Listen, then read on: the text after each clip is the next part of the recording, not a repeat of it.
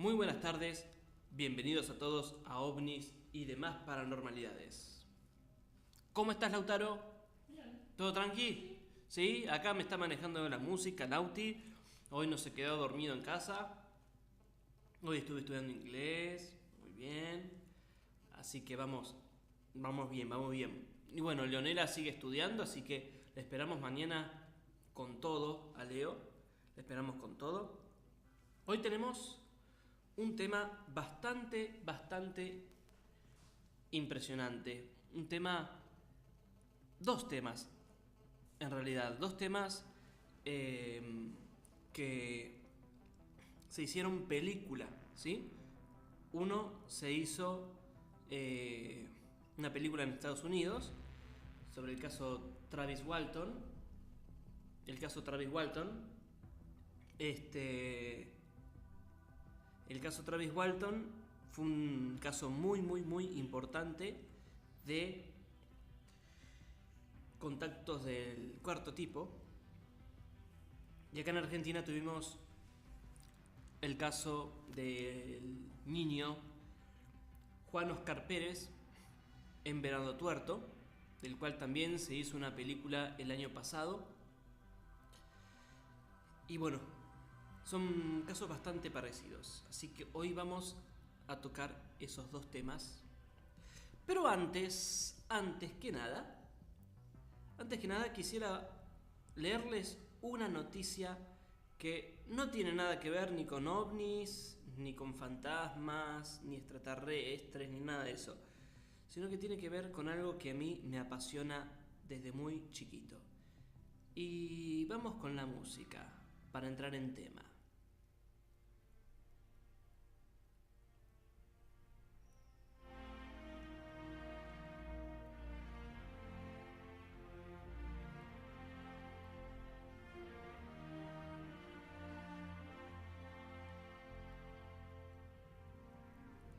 Bajadasaurus pronuspinax. Descubrieron en la Patagonia una nueva especie de dinosaurio. Vivió hace alrededor de 140 millones de años y se distingue por sus largas espinas que cubren su cuello y espalda. Esta noticia salió hoy, 5 de febrero de 2019. El hallazgo se produjo en el norte patagónico, más precisamente en la formación geológica conocida como Bajada Colorada. Era una nueva especie de saurópodo. El equipo de paleontólogos que la descubrió la bautizó Bajadasaurus pronuspinax. El nombre cobija una doble alusión. Por un lado, a la localidad en la que fue hallado. Por otro, a las largas espinas inclinadas hacia adelante que caracterizan su cuello. Los saurópodos son un grupo de dinosaurios herbívoros y cuadrúpedos que vivieron entre el Triásico tardío y el final del Cretácico superior, cuando se produjo la extinción masiva del Cretácico Paleógeno, caracterizados por su gran tamaño y el largo de su cuello y cola. Los resultados del estudio a cargo del equipo de paleontólogos del CONICET del área de paleontología de la Fundación Félix de Azara y el Museo Paleontológico Ernesto Bechmann fueron publicados ayer por la revista Scientific Reports. La nueva especie pertenece a la familia de los dicrosáuridos, distinguida por largas espinas que cubren su cuello y espalda como continuación de sus vértebras, y vivió a comienzos del Cretácico inferior hace alrededor de 140 millones de años. A este grupo de saurópodos pertenece también el Amargasaurus kasui, especie que habitó el continente sudamericano unos 15 millones de años después que el Bajadasaurus y fue hallada en Neuquén en la década del 80 por el paleontólogo argentino José Bonaparte. La funcionalidad de las largas espinas en los dicrosáuridos es aún motivo de controversias entre los paleontólogos. Con el hallazgo de Bajadasaurus creemos que se puede arrojar claridad sobre algunas cuestiones, afirmó Pablo Gallina, investigador adjunto del CONICET en la Fundación Félix de Azara y el primer autor del trabajo. Pablo Gallina es el que lo encontró al dinosaurio. Algunas de las hipótesis formuladas indican que estas espinas servían de soporte de una especie de vela que regulaba la temperatura corporal de los dinosaurios o que conformaban una cresta de exhibición que les otorgaba mayor atractivo sexual. También se especuló, por ejemplo, con que estas especies podrían haber tenido una joroba carnosa entre las espinas que servía para almacenar reservas. Otra presunción es que las espinas estaban cubiertas con fundas de cuernos que cumplían una función defensiva frente a potenciales ataques. Nosotros creemos que las largas y puntiagudas espinas, extremadamente largas y finas, en el cuello y la espalda del Bajadasaurus y Amargasaurus debían servir para disuadir a posibles predadores, sostuvo Gallina en declaraciones que reprodujo en la web del CONICET. Y agregó: sin embargo, pensamos que si solo hubieran sido estructuras de hueso desnudas o forradas únicamente de piel, podrían haber sufrido roturas o fracturas fácilmente con un golpe o al ser atacados por otros animales. Esto nos lleva a sugerir que estas espinas debieron estar protegidas por una funda córnea de queratina similar a lo que sucede en los cuernos de muchos mamíferos. El estudio del cráneo, el mejor preservado mundialmente para un dinosaurio dicreusáurido, sugirió a los investigadores que estos animales pasaban gran parte del tiempo alimentándose de plantas del suelo, mientras las cuencas de sus ojos cercanas al techo del cráneo les permitían controlar lo que sucedía en su entorno.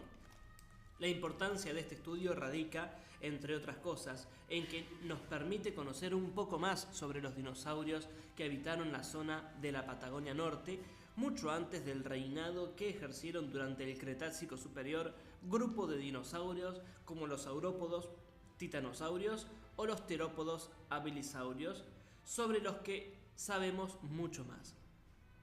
Es con este objetivo que desde 2010 venimos explorando la zona de Bajada Colorada, donde encontramos rocas de 140 millones de años atrás, concluyó el investigador.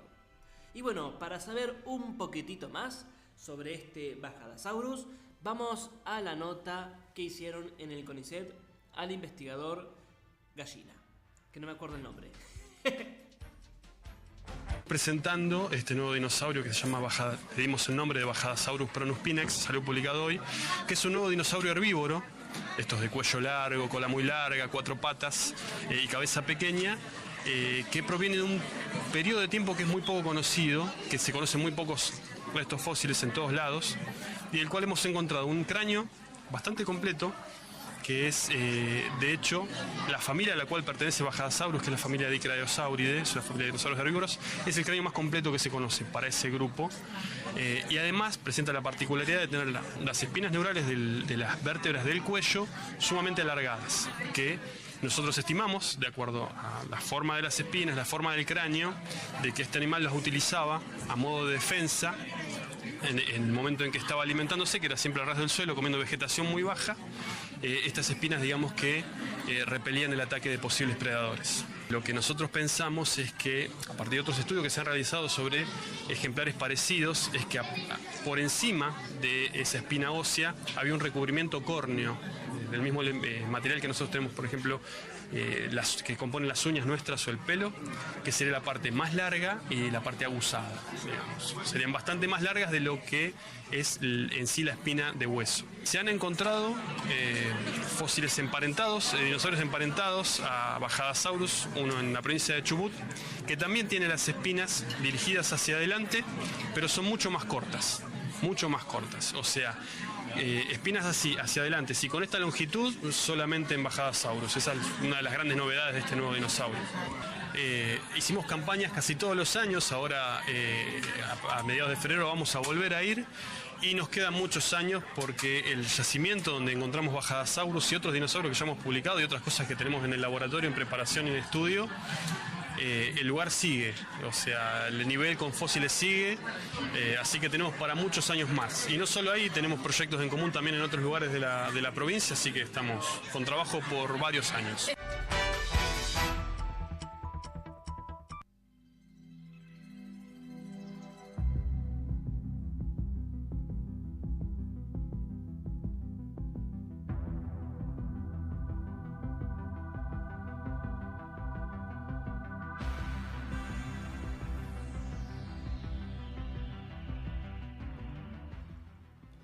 Bueno, muy bien, muy bien, muy bien.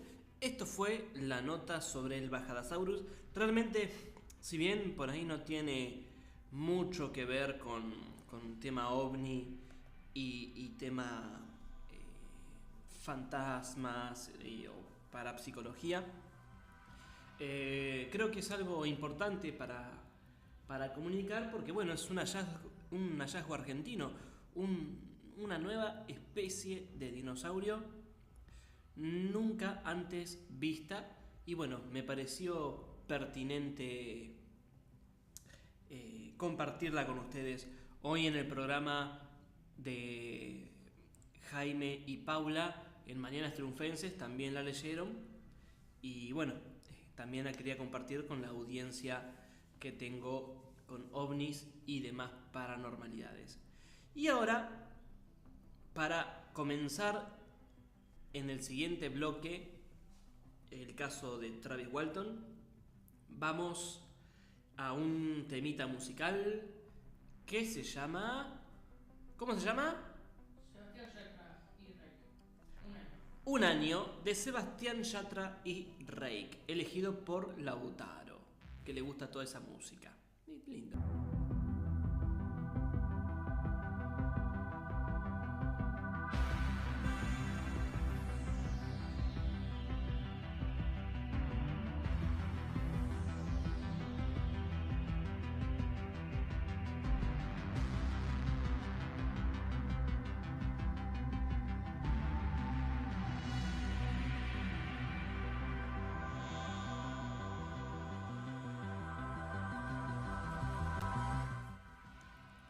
Bueno, muy bien, seguimos con ovnis y demás paranormalidades.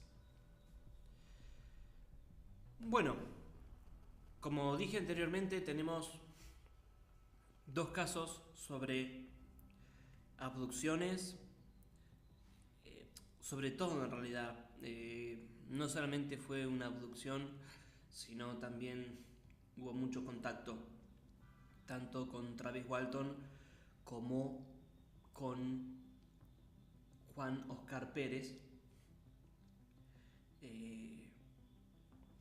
Casos bastante traumáticos para ellos y casos que fueron tan impresionantes, tan importantes, que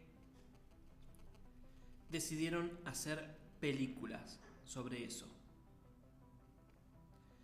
La de Travis Walton se hizo en Estados Unidos y la de Juan Oscar Pérez se hizo aquí en Argentina el año pasado. Vamos con la música de misterio para comenzar a hablar sobre el caso Travis Walton.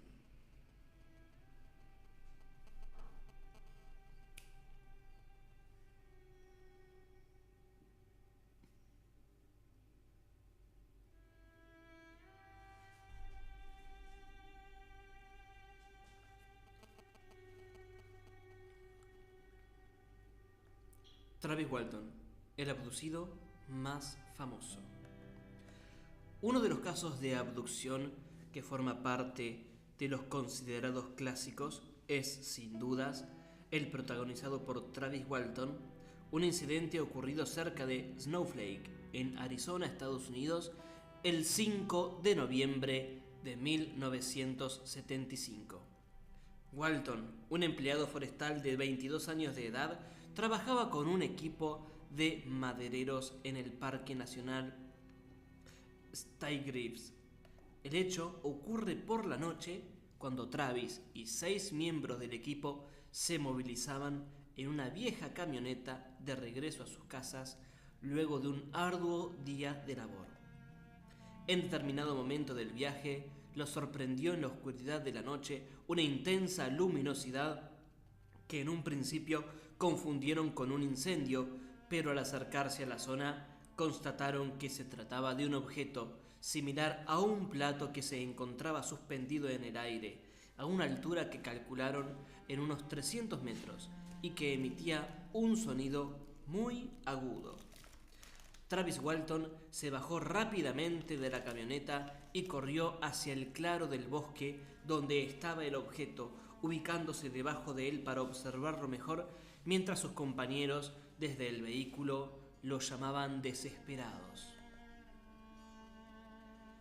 En una fracción de segundo, de la parte inferior del objeto surgió un rayo de luz que golpeó al joven dejándolo tendido en el suelo. Los otros 6 hombres se espantaron ante el hecho y se alejaron a toda velocidad en su camioneta.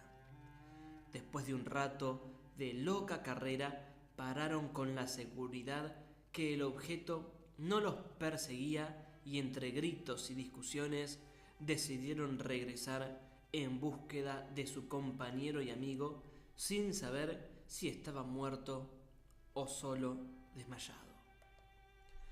Su miedo se acrecentó cuando regresaron al lugar y el cuerpo de Travis no estaba allí. Inmediatamente dieron aviso a la policía y pese a que los agentes del orden, sus amigos, algunos miembros de la empresa donde trabajaban y algunos vecinos se dedicaron afanosamente a buscarlo, fue inútil. A Travis Walton se lo había tragado de la tierra. El hecho produjo un gran movimiento policial e investigativo. Durante los días siguientes, los compañeros y testigos del hecho fueron sometidos por calificados peritos a gran cantidad de pruebas, careos, interrogatorios y reconstrucciones del hecho, ya que la hipótesis era sospechar que ellos habían cometido el crimen del joven y usaban una tonta excusa para cubrirlo. Pero no hubo contradicciones entre ellos y además el cuerpo no se encontraba, lo que complicaba aún más el caso y confundía a los uniformados. Había pasado una semana de la extraña desaparición cuando la hermana de Travis recibió una llamada telefónica en la que el desaparecido, con voz trémula, le decía que estaba en la casilla de un teléfono público en un lugar bastante alejado de donde había desaparecido de la vista de sus compañeros.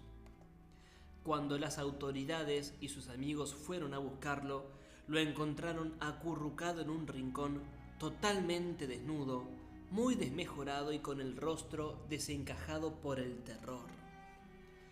Luego de una penosa y complicada recuperación, Walton pudo relatar su odisea.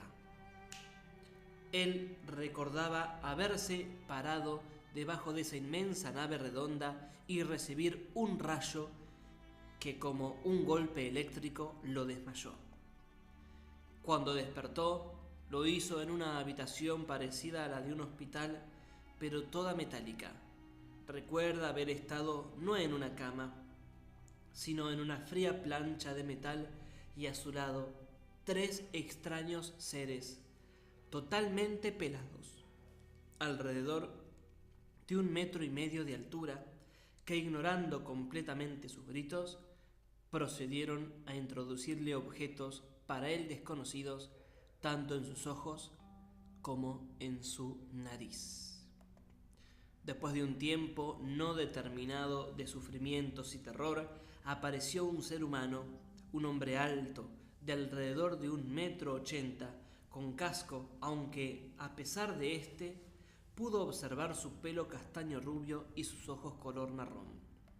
Este hombre, sin mediar palabras, lo arrastró por un largo corredor donde Travis dice haber visto seres humanos en sus mismas condiciones, desnudos y desmejorados, ubicados en receptáculos similares a nichos ubicados en los costados del pasadizo. Al llegar al final del recorrido, se sumaron otros 3 hombres, también con cascos, que le pusieron una máscara similar a las de oxígeno en la cara y allí nuevamente se desmayó. El siguiente recuerdo que el joven tiene es despertarse al borde de una autopista y ver el objeto despegar hacia arriba en forma vertical, lo que le llama poderosamente la atención, porque en esos momentos no había aún vehículos que así lo hicieran, más allá del asombro que le producía el tamaño y la forma de ese extraño vehículo. Así, desnudo, débil, aterrorizado, Travis Walton comenzó a caminar sin saber hacia dónde, hasta encontrar una cabina telefónica desde donde llamó a su casa. En relación al tiempo en que estuvo perdido, solo fue capaz de recordar unas pocas horas, desconociendo totalmente lo que le ocurrió en ese tiempo perdido, missing time, que su mente no registra. El caso fue cerrado para la policía, pese al disgusto que para algunos de ellos significaba no encontrar una explicación y descreyendo del hecho relatado por el protagonista y los testigos. Y aunque durante varios años persistieron las investigaciones, nada se pudo agregar al extraño suceso. Con el correr de los años y a la luz de nuevos casos de abducciones realizadas por seres alienígenas, en muchos casos asistidos por fuerzas militares o paramilitares, se cree que esto fue lo que le ocurrió a Travis Walton, quien habría sido víctima de experimentos realizados por fuerzas conjuntas de terrestres y extraterrestres. Este es considerado uno de los casos de abducción más polémicos y conocidos de los últimos tiempos. En 1992 fue llevado al cine con el título de Fire in the Sky, Fuego en el Cielo, en lo que constituye una excelente película que refleja con muchos detalles y respetando la realidad lo que fue la traumática experiencia de abducción vivida por Travis Walton. Si ustedes quieren ver la película, la pueden ubicar por YouTube, que está, y no está con muy buena calidad la película esta, pero la pueden encontrar si quieren. Bueno, como escuchamos en el caso, Travis Walton tuvo un contacto del cuarto tipo, contacto de abducción. Y en esta abducción le hicieron un experimento, una operación. Y fíjense que él no era el único que estaba en esa nave, sino que había muchísima otra gente al lado de él. Ahora les pregunto, ¿por qué harán esto? ¿Cuál es el fin? ¿Qué buscarán? ¿Qué buscarán con las abducciones? ¿Qué buscarán con las visitas de dormitorio? Los extraterrestres eran pelados, tenían forma humana. ¿Habrán sido extraterrestres grises? ¿Habrán sido otro tipo de seres inteligentes? ¿Y por qué había un ser humano entre ellos, también haciendo este trabajo de experimentación? ¿Será otro tipo de extraterrestre o habrá una conexión, habrá un pacto entre extraterrestres y seres humanos? ¿O qué clase de ser humano es este? Realmente el caso de Travis Walton tiene muchísimas, pero muchísimas preguntas, muchos interrogantes. La película Fuego en el Cielo más que una película, yo diría que es un documental, porque realmente refleja muy pero muy bien lo que es el caso. No es así como por ejemplo la película El Cuarto Tipo, protagonizada por Mila Jovovich. La película El Cuarto Tipo es una película más bien de terror que de ciencia ficción, porque da miedo, da mucho miedo. Otra película referida al tema es Los Elegidos. Los Elegidos también es una película que trata el tema de las abducciones y las visitas de dormitorio. Sobre todo visitas de dormitorio. Pero también causan muchísimo terror. Y no es tan así como muestran en las películas. Yo diría que traten de ver películas que reflejen la realidad de los hechos y no metan tanto miedo. Si quieren ver una película excelente que no da miedo para nada y es otro gran documental, Encuentro cercano del tercer tipo de Steven Spielberg, fue una de las películas que lo galardonó a él como director de cine. Tuvo mucha investigación y bueno, y años más tarde, en 1982, cuando estrenó E.T., el extraterrestre. Si bien es bastante fantasiosa, tiene mucha realidad. Muchas cosas que hace este ser tan simpático son bastante reales. Y otra que me gusta muchísimo, otra película que me gusta mucho, pero muchísimo, sobre extraterrestres, pero es una comedia, una sátira, pero realmente, es una sátira, tiene mucha comedia, te cagás de risa con la película, pero a su vez toca el tema con una seriedad tan grande que creo que por eso me gusta tanto. Es la película Paul. Paul se trata de dos tipos, dos nerds, dos tipos como el que está hablando, por ejemplo, que les gusta mucho las historietas, les gustan las películas, todo el tema de la ciencia ficción. Y bueno, se van a la Comic Con de Estados Unidos, ellos son de Inglaterra, viajan a Estados Unidos para la Comic Con y en el camino se encuentran con un extraterrestre que se estaba escapando del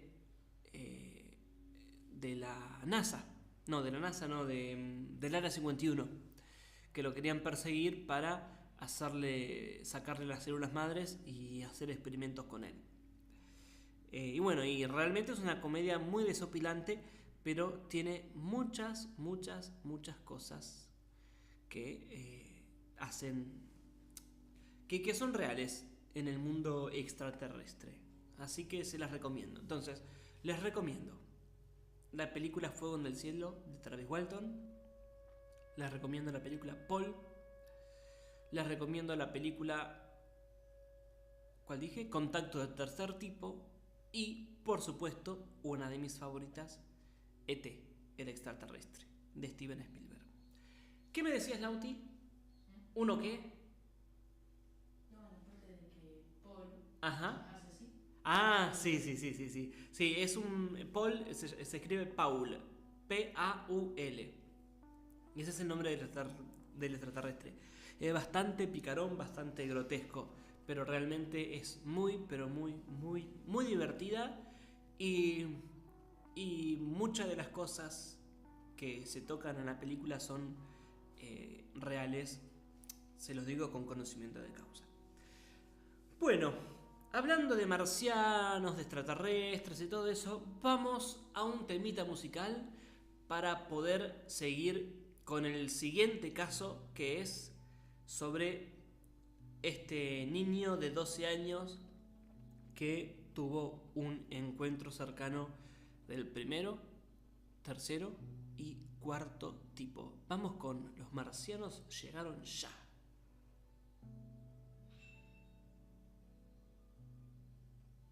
¿No está?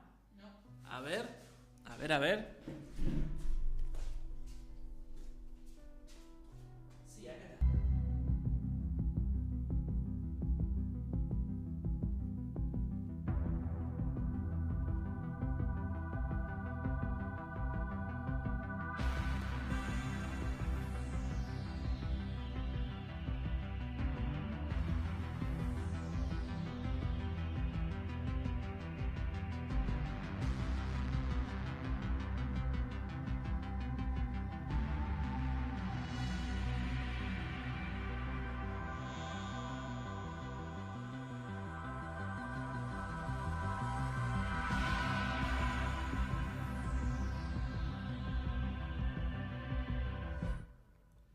Bueno, muy bien, seguimos acá con ovnis y más y demás paranormalidades. Ya, se me trabó la lengua con el nombre.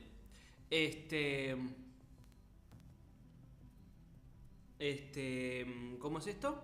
Bueno, antes de contar el tema de Juan Oscar Pérez, vamos a hablar un poquitito sobre los ovnis. Que en realidad decir la palabra ovni en estos casos no tiene mucho sentido. ¿Por qué?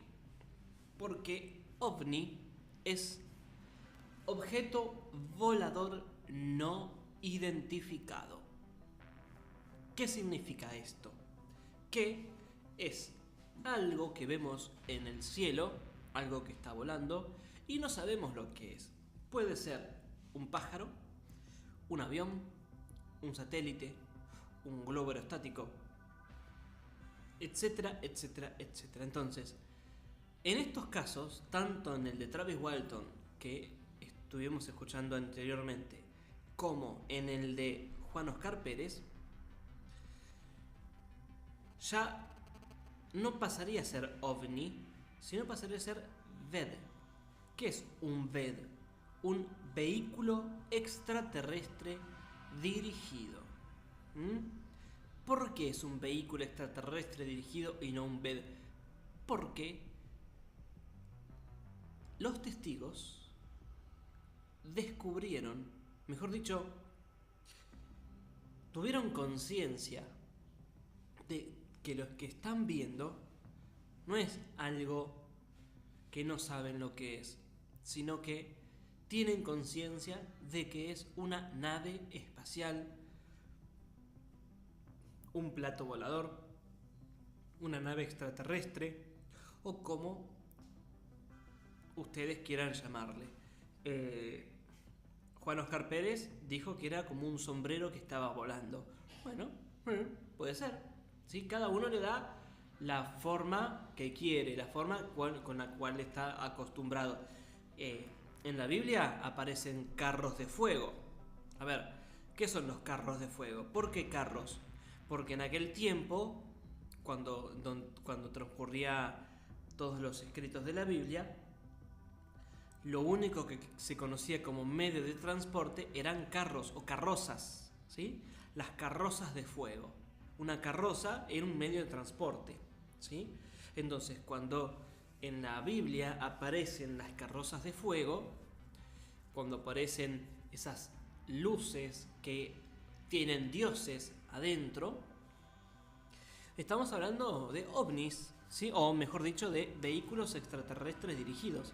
Ellos no sabían lo que era eso que estaban viendo en aquel tiempo. Lo más cercano a ese medio de transporte que estaban visualizando era una carroza. ¿Y por qué de fuego? Porque estaba toda completamente iluminada, tenía luces por todos lados. Y los seres también de fuego. ¿Por qué seres de fuego? Porque eran tan iluminados, tan brillantes, tenían tanta luz que los veían como si tuvieran fuego, ¿sí? Era lo único que podían visualizar. Por eso, nos llamó, cuando vemos un ovni o cuando vemos una nave extraterrestre o un VED, vemos un platillo volador. ¿Por qué un platillo? Porque a nosotros nos da la sensación, o sea, tiene forma de platillo, tiene forma de plato, un plato, una definición que dio Fabio Serpáez, es un plato sopero invertido pegado por los bordes, ¿sí? Juan Oscar Pérez, como dije anteriormente, lo definió como un sombrero, ¿sí? Porque tiene forma también de sombrero volador, sombrero volante. Pero bueno, tenemos varios interrogantes acerca de esto, de los Ved. No sabemos bien de dónde son. Uno de los grandes interrogantes, como dije, además de saber cuál es la propulsión que usan, o sea, cómo vuelan, cómo es que vuelan, qué usan, qué combustible usan buen combustible o qué, es cuáles son sus orígenes, cuáles son los posibles orígenes. Pueden ser viajeros del tiempo, pueden ser viajeros del espacio, pueden ser también viajeros de mundos paralelos, ¿sí? Nosotros estuvimos hablando mucho de los mundos paralelos. Mucho estuvimos hablando de los mundos paralelos. Y otra de las hipótesis u otro de los orígenes es que también puede ser que se trate de viajeros del interior de la Tierra, ¿sí? Viajeros intraterrenos, que ya estuvimos hablando de las ciudades intraterrenas cuando tocamos como 3 días el tema de la ciudad de Erx. 4 días fueron, 4 días me dice Lautaro acá, que fueron cuando tocamos el tema de la ciudad de Erx. Sí, no tengo memoria, Lauti, tenés razón, es verdad. Bueno, cuando hablamos de viajeros del tiempo, estamos hablando de que nos visitan para corregir el pasado y de esa forma preservar el presente. Cuando hablamos de viajeros del espacio es que se trasladan de planeta en planeta, de galaxia en galaxia, a una velocidad que es súper desconocida para nosotros. Cuando hablamos de mundos paralelos, estamos hablando de diferentes dimensiones, tantas dimensiones que hay en este mundo, en este universo, en este planeta, y no las conocemos. Ellos puede ser que vivan en otras dimensiones también, ¿sí? Y se trasladen de una a otra. Y bueno, viajeros del interior de la Tierra, como dije antes, estamos hablando de las ciudades subterráneas, Erx, Agartha, Shambhala, etcétera, etcétera, etcétera. Por supuesto que esta última teoría puede ser para muchos bastante extraña, pero yo creo que es bastante acertada también, porque la realidad del mundo subterráneo existe y es muy posible que vengan de uno de los lados que nombré anteriormente, aunque yo también creo que vienen de todos esos lados. Son viajeros del tiempo, viajeros del espacio, viajeros de mundos paralelos y viajeros de ciudades intraterrenas. Y creo también que son viajeros terrestres, porque hay muchas naves extraterrestres que posiblemente, ojo, posiblemente hayan sido creadas acá en la Tierra y las estén usando como experimentos. Bueno, y ahora sí, vamos con el caso de Juan Oscar Pérez. El caso de Juan Oscar Pérez, ocurrido en las afueras de Venado Tuerto, en la provincia de Santa Fe, el 6 de septiembre del año 1978, es seguramente uno de los encuentros cercanos más importantes de la casuística argentina. Es un incidente que está repleto de detalles, de los cuales hoy vamos a mencionar 5.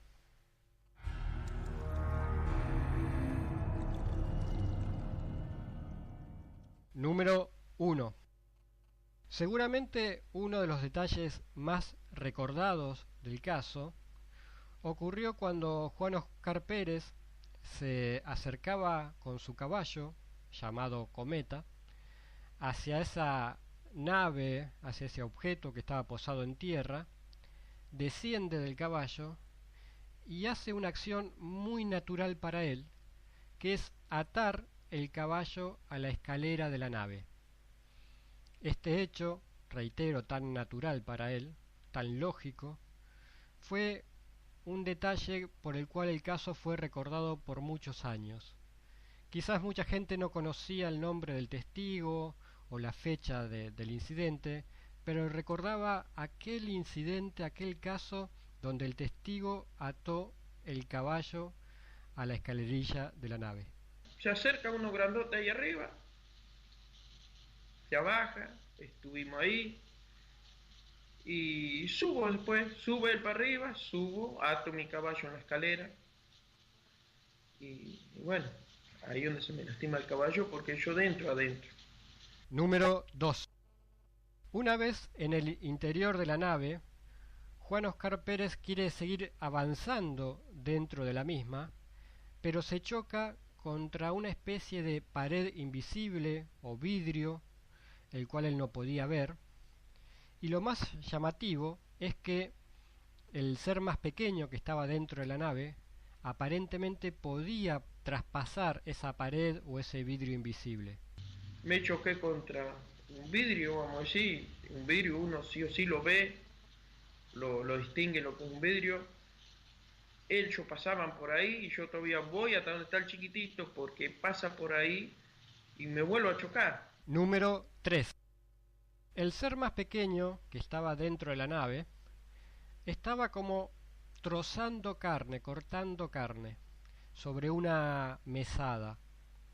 Esto nos recuerda, y uno tiende enseguida a relacionarlo, con el famoso tema de las mutilaciones de ganado, que en lo personal creo que están relacionadas directamente con el fenómeno ovni. El chiquito estaba haciendo algo, ¿no? Estaba como cortando carne o algo así. Sí, a uno de tanto tiempo sí, era carne, hueso, era carne de ganado, carne de vaca, carne de algo carne era. De los huesos, uno que conoce, yo que vivo en el campo y sé lo que es faenar un animal, y los huesos sí, era puede ser de un caballo como puede ser una vaca, una cosa, un hueso sazonado, un hueso grande. Estaba cortando eso. Número 4. Si bien se conoce el caso por la nave que estaba posada en el terreno, si nos guiamos por el relato de Juan Oscar Pérez, en realidad eran 3 las naves que estaban en el lugar. Esto queda claro cuando Juan Oscar Pérez regresa a su casa con el caballo y, aparte de la nave que estaba posada, lo empiezan a perseguir 2 naves más similares a la anterior. Estas 2 naves se le acercan y de una de ellas se desprende una pequeña esfera que es la que finalmente le quita el guante. Yo no quería dispararme en ese momento, pero cuando sale el caballo, entra de vuelta en la neblina en ese momento, sabe que veo pasar otra nave, ¿no? Yo lo veo pasar. Miro así, paso una. Y otra que venía de este otro lado, remontando. En ese momento yo digo, la nave que estaba abajo no puede ser. Porque todavía estaba en el lugar. Yo en ese momento vi 3 naves del mismo tamaño, 3. Y se dispara el caballo.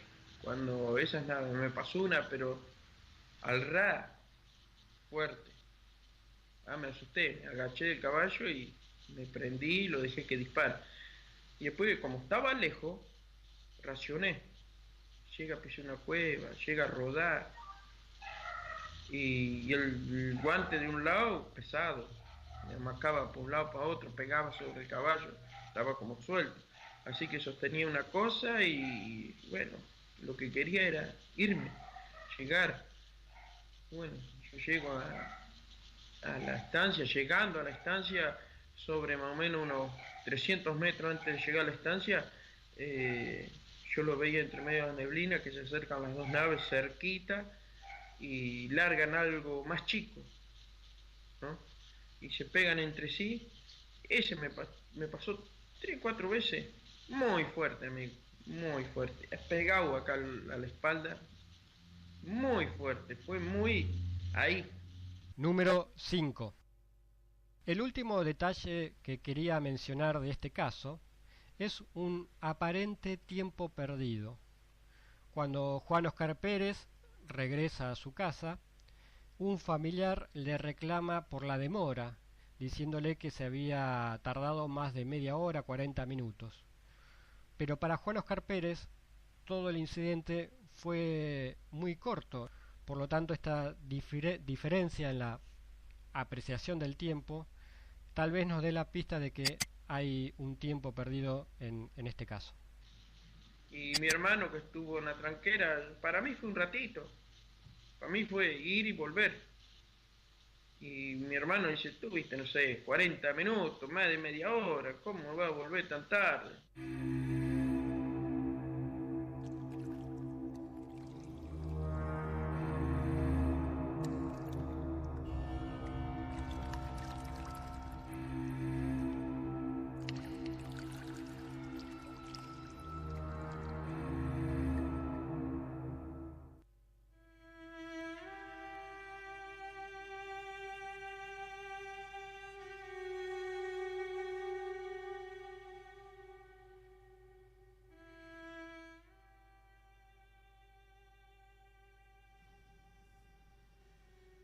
Algo le ocurrió a Juan Oscar Pérez hace 40 años que le cambió la vida.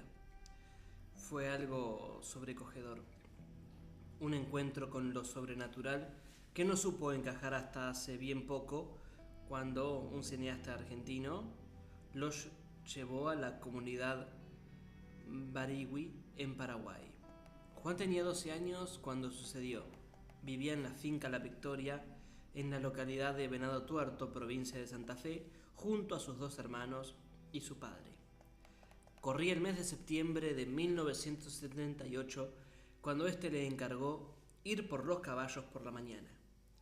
Al despuntar el alba ensilló a Cometa, su caballo, y salió a trote en busca del resto, cuando se encontró con una espesa niebla. Juan estaba acostumbrado a la neblina matinal, pero aquella le resultaba extraña, amenazante. Distinguió en el centro una suerte de cuadrado luminoso. Su caballo se puso nervioso, no quería avanzar, pero el niño logró calmarlo y penetró lento pero seguro hasta el centro de aquella nube que ocultaba en su interior lo que describiría como un sombrero metálico que flotaba a poco más de 1 metro del suelo. El cuadrado era en realidad una puerta de la que salía una luz cegadora y una escalerilla que llegaba hasta el suelo. Cualquier persona ante esa situación hubiera salido corriendo, pero Juan se acercó. Le pudo la curiosidad y, superando el miedo, decidió entrar, bajando de su corcel, atando las riendas a uno de los rodillos que conformaban la escalera, y subió a la nave. Sí, aquello era una nave espacial, y en su interior distinguió consolas de mandos, muchas lucecitas y a 2 extraños seres que parecían ajenos a su presencia. Sin embargo, algo le impedía avanzar, una especie de cristal, no lo tiene claro, que le separaba de aquellos seres. De repente vio pasmado cómo uno de ellos se acercó a él. Su traje era brillante y estaba ajustado al cuerpo, como el neopreno. Ocultaba sus manos con unos largos guantes que llegaban a la altura del codo. Del rostro, oculto en una especie de máscara, salía un tubo. ¿Respiraba a través de él? El ser más pequeño, de apariencia robótica, Se movía de un lado para otro y parecía manipular o cortar en una mesa lo que a Juan le pareció carne de res. ¿Recorrer millones de kilómetros para venir a hacer un asado a Argentina? Bromas como esta llevaron a Juan al aislamiento. Nadie le creyó, a menos nadie de su círculo íntimo. Juan sufrió en carne propia lo que hoy llamamos bullying, una marginación por lo que vivió, aunque venían investigadores, ufólogos de todo el país a visitarlo, a estudiar la extraña marca que aún conserva en su brazo de aquel encuentro cercano con lo desconocido. Juan es un hombre sensible, siempre lo fue. Su tamaño gigantón es proporcional al de su corazón.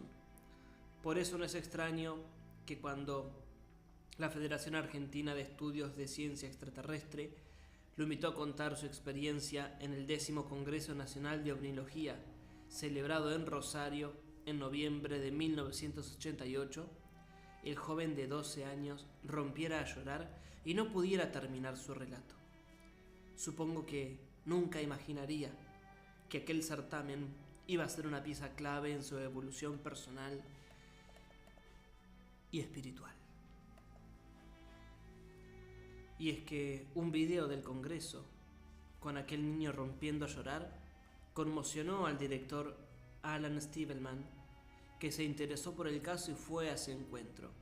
Empleó la historia de Juan Oscar Pérez para entrar en contacto con un mundo mágico que todos añoramos en alguna parte de la vida.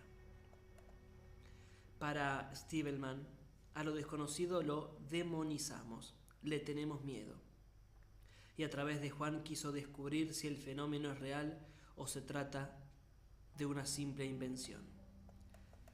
¿Real o imaginario? Juan vivió solo toda su vida. Desde que tuvo su encuentro, se refugió en el campo con sus animales. Peregrinó por muchas estancias buscando algo que no podía encontrar.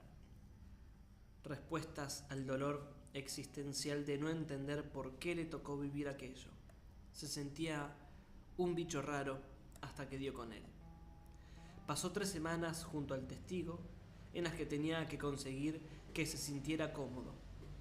¿Qué preguntas debo hacerle a alguien que asegura haber tenido un contacto con extraterrestres? ¿Cómo se rompe el hielo?, se preguntaba el director del film. En esas 3 semanas pasó de todo, hasta hubo un avistamiento ovni, confiesa. Resultó que el productor ejecutivo vio cómo una luz se acercaba a él y se fue agrandando a toda velocidad hasta que desapareció repentinamente. Pero eso es parte de otra historia, porque el programa ya se nos está terminando. Y bueno, realmente un caso muy bueno. Esta película no está todavía no está en internet. La pueden conseguir, la pueden comprar por Vimeo. Sale $15, pero no está libre como la película de la que hablé anteriormente. Sí pueden encontrar un documental anterior a esta que se llama Humano, que es de Alan Stivelman, que sí está en YouTube gratis en su propio canal, como para que vayan interiorizándose un poco sobre esto.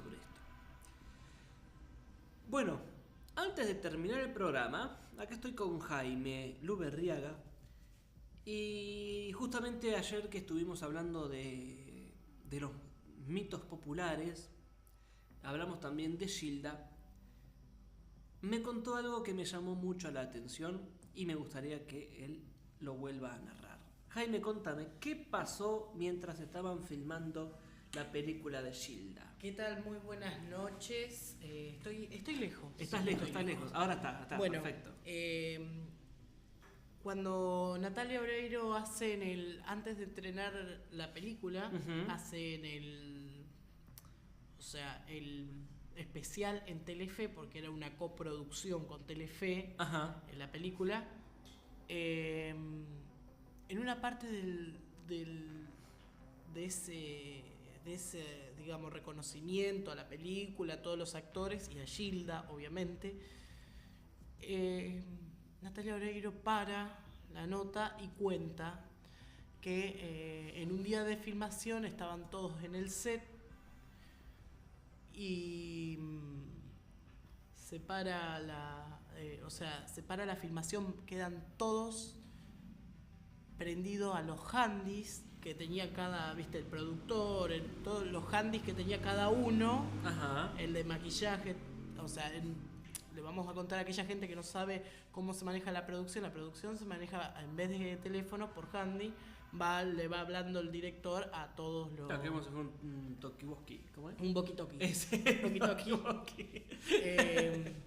Que le va hablando a todos al que necesita lo llama. Uh-huh. Bueno, entonces en ese momento se prendieron todos los handy y se escuchó Quisiera no decir adiós, esa canción de Gilda. Que fue la última que compuso. La última que compuso, no, a ver. La última que salió, ¿cómo es? ¿Cómo es eso? ¿Causalidad o casualidad? Esa canción sale a raíz de que en el accidente se encuentra un cassette tirado. Sí. La ruta y tenía esa canción que ella la iba a hacer famosa en su nuevo disco. Sí. Y la letra casualmente dice: quisiera no decir adiós, pero debo marcharme. No llores, por favor, no llores. Sí. Sé que vas a extrañarme, Claro, o algo así. Los fans la tomaron como si fuera un presagio a su muerte. Claro. Por eso se hizo santa. Gilda hoy en día se está tomando como una santa. Sí. Para muchas personas es Santa Gilda y se creen en milagros que hace. Sí. Bueno, entonces cuando van y escuchan esa canción, todos miran automáticamente a quién, a Natalia Oreiro, claro, que tiene una voz muy parecida, no es similar, pero tiene una voz muy parecida. Muy parecida y aparte ella es parecida. Ella es parecida una físicamente. Impresión bárbara me dio cuando la vi. Y ella es fan desde que Gilda, digamos, estaba viva. Ajá. Natalia Oreiro. Sí. Imagínense que tuvo que hacer, no me acuerdo qué otra novela hizo, que van el personaje de Natalia Oreiro quería conocer el santuario y desde la novela van al santuario. ¿Cuál novela era? No me acuerdo. Sí. No, Chiquitita, no. Ella no. Muñeca Brava tampoco. No sé si no era Muñeca Brava, porque hubo una novela de ella que cantaba una canción de Gilda. Claro, me parece que era Muñeca Brava. ¿Muñeca Brava era? Me parece que sí. No me acuerdo. No sé. Todos la miraron a Natalia Oreiro y Natalia Oreiro estaba escuchando con la misma cara de sorpresa lo que se estaba reproduciendo en los handys. Mierda. Esa es una de las cosas que se dice. Después dicen que hay otra que es Natalia Oreiro se saca una foto y como que está atrás ella, o como que aparece Gilda. La figura de Gilda. Sí, es algo muy común en la parapsicología. Sí. Muchas veces sacamos fotos nosotros y no me acuerdo el nombre ahora, yo para los nombres soy de terror, pero cuando sale, por ejemplo, vos estás pensando en alguien que falleció. Sí. O estás pensando, o tenés un pensamiento muy grande de algo en ese momento, y cuando te sacan la foto aparece tu pensamiento reflejado en la foto.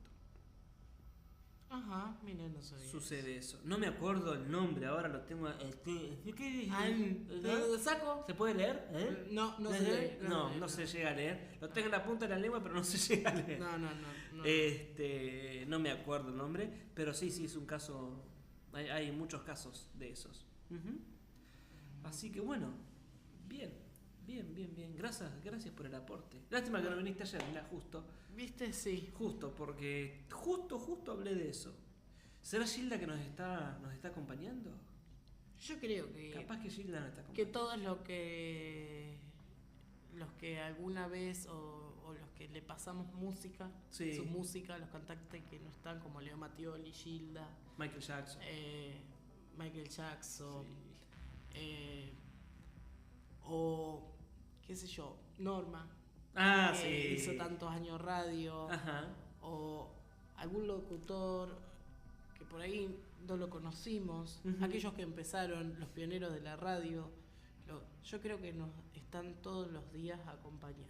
Sí. Sí, sí, Que sí, se tal cual. reparten, vayan uno a cada radio y Ujú. que nos acompañan a todos. Seguro.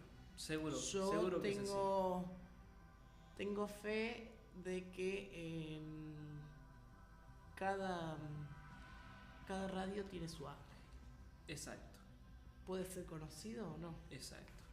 pero yo creo que cada ¿Tendremos el cual- margen de la normia acá, entonces?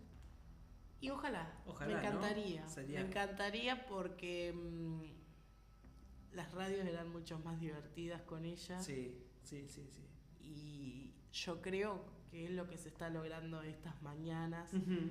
con las que hacemos con Pauli. Sí, sí, sí, sí. sí. Por ahí en tu programa no da tanta para la diversión, si bien hay un toque de humor, porque 2x3 vos le tirás un toque de humor, Sí. no da tanto porque lo que vos hablas es algo muy serio y muy que da digamos, a querer investigar más y a Ujú. concentrarte, y si le das un poco de humor, por ahí Sí, ya se perdés toma el mucho hilo, para la joda. claro. Sí, sí, sí, sí, sí. El programa de Maxi también tiene ese toque que tenía Ujú. Norma, y yo creo y quiero y que esté con nosotros. Y seguro que sí. Sí. Seguro que sí, seguro que está, seguro que está. Bueno, gente, vamos entonces. ¿Tenés que comunicar horarios? Horarios, sí, Sí, vamos sí, a sí, comunicar sí. como siempre. Ya Ajá. que tengo un Ya ratito que estás acá, acá, te robo, hablá, te sí. robo, te Sí, robo. sí, a vos no te gusta hablar, por eso No, te dejé a a propósito. mí no me gusta. No, ahora no hablo porque no me gusta. No, ¿no? No, me hiciste acordar. Bueno, horarios, acuérdense, 23 horas, 23:30, perdón. Tenemos Radioactiva con la conducción de Maxi La Taza, y bueno, yo lo ayudo. Y mañana 10 AM. Hoy empezamos justito, ¿eh? Sí. Empezamos justito y Y terminamos 59. Y Perfecto. terminamos justito. Sí, sí, bueno, sí, mañana sí, sí. 10 AM, acuérdense, mañana es Triunfense por acá por la 105.5. justito. Ujú. Y obviamente no se olviden, 20 horas. OVNIs y demás paranormalidades. Bueno, Nos vemos entonces. Nos vamos con Fabio Serpa tiene razón.